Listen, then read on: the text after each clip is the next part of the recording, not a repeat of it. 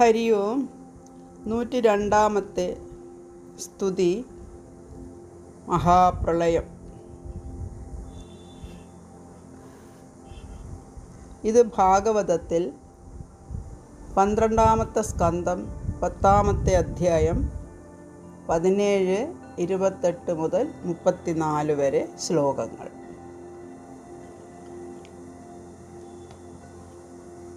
ഭഗവാന്റെ മായയെ ഒന്ന് കാണാൻ ഞാൻ കൊതിക്കുന്നു എന്നാണ് മാർക്കണ്ഡേയ മഹർഷി ഭഗവാനോട് പറഞ്ഞത്. അത് സാധിക്കും എന്ന് പറഞ്ഞ് ഭഗവാൻ ബദരിയാശ്രമത്തിലേക്ക് മടങ്ങിപ്പോയി.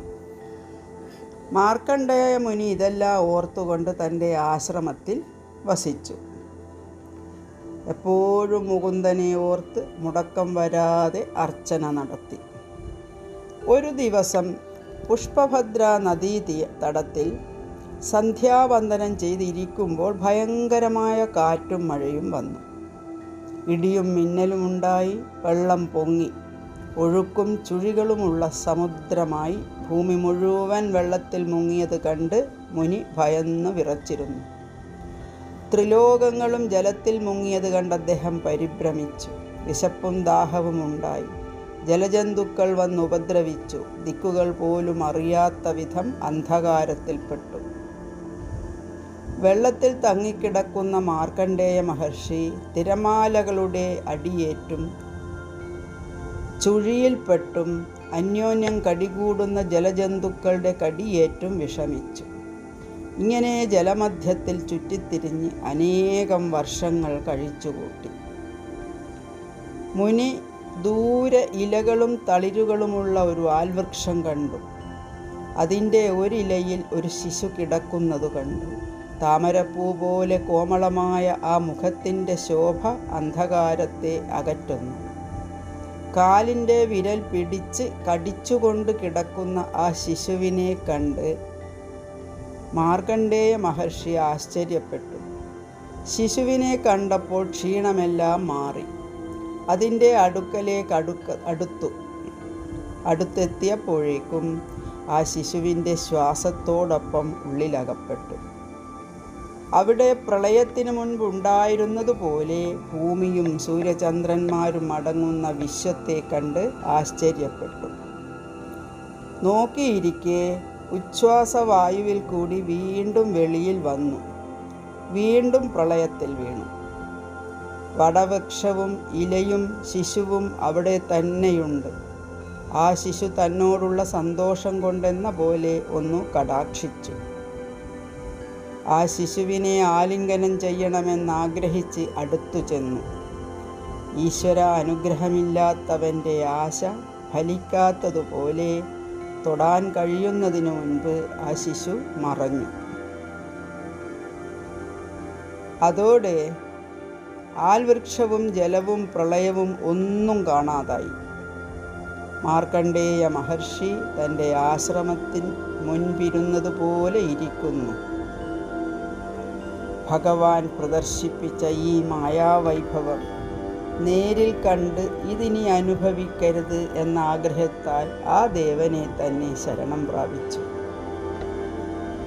മുനി പറഞ്ഞു, ശരണാഗതരുടെ ഭയം നശിപ്പിക്കുന്ന ആ പാദമൂലത്തെ ഞാൻ ആശ്രയിക്കുന്നു. വിദ്വാൻമാർ പോലും മായ കണ്ട് സത്യമാണെന്ന് മോഹിക്കുന്ന ഭഗവാന്റെ പാദം ഞാൻ ശരണം പ്രാപിക്കുന്നു. മായാദർശനം മൂലം തളർന്നിരിക്കുന്ന മാർക്കണ്ഡേയനെ പാർവതീ സമേതനായി ശ്രീ മഹാദേവൻ വന്നു കണ്ടു. ദൂരെ നിന്ന് മുനിയെ കണ്ട പാർവതീദേവി പറഞ്ഞു, മനസ്സും ശരീരവും അടക്കി നിശ്ചേഷ്ടനായിരിക്കുന്ന ഈ മുനിയെ നോക്കിയാലും അദ്ദേഹത്തിന് തപസ്സാലുള്ള പരമഫലം അങ്ങ് കാട്ടിക്കൊടുക്കണം. മഹാദേവൻ പറഞ്ഞു, ഇഹത്തിലും പരത്തിലും ഇദ്ദേഹം ഒന്നും ആഗ്രഹിക്കുന്നില്ല. ഉത്കൃഷ്ടമായ ഭക്തിയെ ഇദ്ദേഹം പ്രാപിച്ചിരിക്കുന്നു. ഹേ ഭവാനി, നമുക്കീ സാധുവിനോട് സംഭാഷണം ചെയ്യാം. സാധു സംസർഗം പരമാനന്ദം നൽകുന്നു. ശ്രീ പരമേശ്വരൻ ഇങ്ങനെ പാർവതിയോട് പറഞ്ഞതുകൊണ്ട് മുനിയുടെ സമീപം ചെന്നു. ബുദ്ധിയെ പരമാത്മാവിൽ ലയിപ്പിച്ച് ധ്യാനത്തിലിരിക്കുന്ന മാർക്കണ്ഡേയ മഹർഷി പാർവതീ പരമേശ്വരന്മാർ അടുത്തു വന്നു നിന്നതറിഞ്ഞില്ല. അതിനാൽ ശ്രീരുദ്രൻ തൻ്റെ മായാശക്തിയാൽ മുനിയുടെ ഹൃദയാകാശത്തിൽ പ്രവേശിച്ചു. ശിവസ്വരൂപത്തെ കണ്ട മുനി സമാധിയിൽ നിന്നുണർന്നു. ജടയും ത്രിനേത്രങ്ങളും വ്യാഘ്രചർമ്മവും ധരിച്ച് തേജോമയനായ ശിവനെ മുനി കണ്ടു. പാർവതി, ഭൂതഗണങ്ങൾ എന്നിവരോടൊപ്പം നിൽക്കുന്ന ശിവനെ മുനി നമസ്കരിച്ചു. ആസനം കൊടുത്ത് അർഘ്യപാദ്യാദികളാൽ പൂജിച്ചു. വിഭോ, ഞാൻ അങ്ങേക്ക് വേണ്ടി ഒന്നും ചെയ്യേണ്ടതില്ലല്ലോ എന്ന് പറഞ്ഞ് സ്തുതിച്ച് വീണ്ടും വീണ്ടും നമിച്ചു. സ്തുതി കേൾക്കാം. സൂത ഉവാച നമഃ ശിവായ ശാന്തായ സത്വായ പ്രമൃഡായ ച രജോജുഷേപ്യഘോരായ നമസ്തുഭ്യം തമോജുഷേ.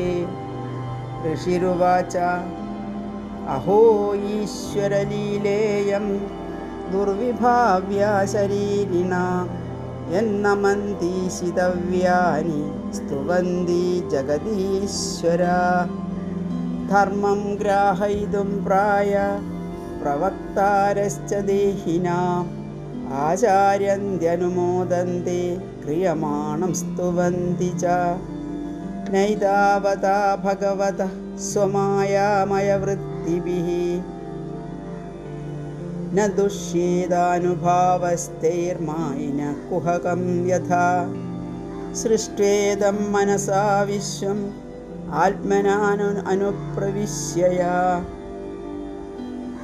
ഗുണൈ കുർവദ്ഭിരാഭാതി കർത്തേവ സ്വപ്നദൃഗ്യഥാ. തസ്മൈ നമോ ഭഗവതേ ത്രിഗുണായ ഗുണാത്മനി കേവലായ ദ്വിതീയായ ഗുരവേ ബ്രഹ്മമൂർത്തയേ.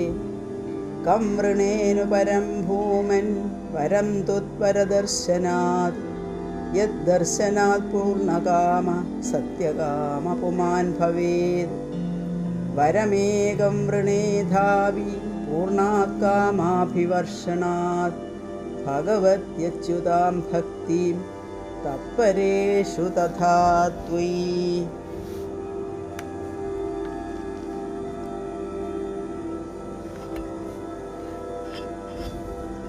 ആ സ്തുതിയിൽ സന്തുഷ്ടനായി ശ്രീ മഹാദേവൻ പറഞ്ഞു, ആവശ്യമുള്ള വരം വാങ്ങിക്കൊള്ളുക. ഞങ്ങളുടെ ദർശനം ഒരുത്തർക്കും നിഷ്ഫലമാവില്ല. അങ്ങയുടെ ആഗ്രഹം പറയുക. ഞങ്ങൾ നിങ്ങളെ അനുഗ്രഹിക്കുകയല്ല, വിപ്രരെ സേവിക്കുകയാണ് ചെയ്യുന്നത്.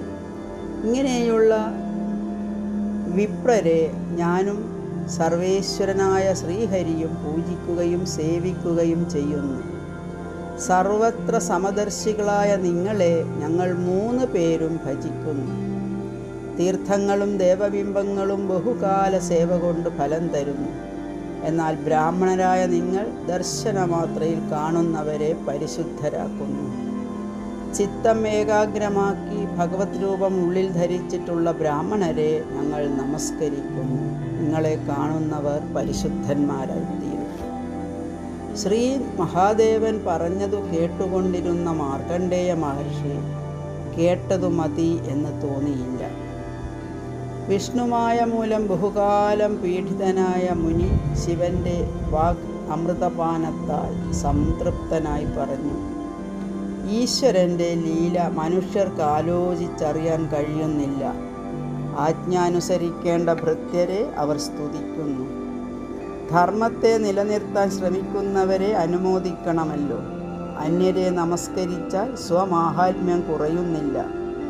യാതൊന്നും ചെയ്യാതിരിക്കെ എല്ലാം ചെയ്യുന്നു എന്ന തോന്നൽ വരുത്തുന്നു. ബ്രഹ്മസ്വരൂപനും ഭഗവാനുമായ അങ്ങയ്ക്ക് നമസ്കാരം. വരം വരിക്കാൻ അങ്ങ് പറഞ്ഞു. അങ്ങയെ കണ്ടതിൽ തന്നെ ഞാൻ കൃതാർത്ഥനായി. സർവാത്മാവായ ശ്രീഹരിയിലും അങ്ങയിലും ഭക്തിയുണ്ടാകാൻ അനുഗ്രഹിക്കണം. സത്യവും പ്രിയവുമായ വാക്യങ്ങൾ പറഞ്ഞ് ഭഗവാൻ പറഞ്ഞു, അങ്ങേക്ക് ശ്രീഹരിയിൽ ഭക്തി ഉള്ളതുകൊണ്ട് ആഗ്രഹിച്ചത് സർവ്വതും സാധിക്കും.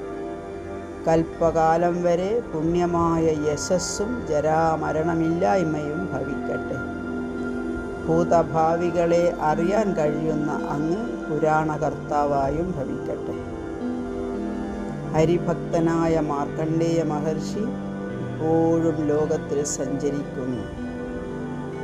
മാർക്കണ്ഡേയ മുനിയുടെ ഈ ചരിത്രം കേൾക്കുന്നവൻ്റെ ജന്മം സഫലമാകുന്നു. ഓം നമോ ഭഗവതേ വാസുദേവായ.